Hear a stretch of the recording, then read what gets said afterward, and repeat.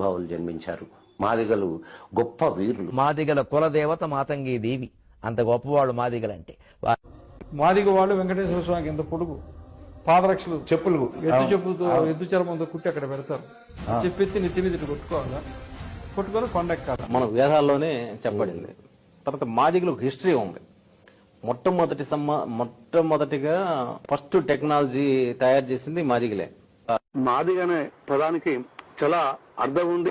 ఆదిలో అన్నలు వీళ్ళు, భారత సమాజంలో పెద్దన్నలు వీళ్ళు. ఎందుకంటే ఆదిలో ఈ దేశాన్ని పరిపాలించిన జాంబా వంతు వారసులు వీళ్ళు. ఈ దేశ చరిత్ర మీకు ఒక విషయం చెప్తాను. ఇప్పుడు భారతదేశాన్ని పరిపాలించినటువంటి మొదటి చక్రవర్తులు మాదిగలు. నేను మాదిగని కాను. నేను ఒక బీసీ కులానికి చెందిన వ్యక్తిని. రైట్. मादिगा समुदाय के साथ जो अन्याय हुआ है, నారావారిపల్లి సీఎం ఇంటి నుండే మాదిగ పాదయాత్ర. మాదిగ కులానికి వన్నె తెచ్చిన, ఆత్మగౌరవం అనే నినాదం తెచ్చిన మందకృష్ణ మాదిగ గారికి మనస్ఫూర్తిగా నేను వారికి ధన్యవాదాలు తెలుపుతున్నాను. మా మాదిగ సోదరులారా, తప్పు సప్పుడు వినిపించాలి, గట్టిగా వినిపించాలి.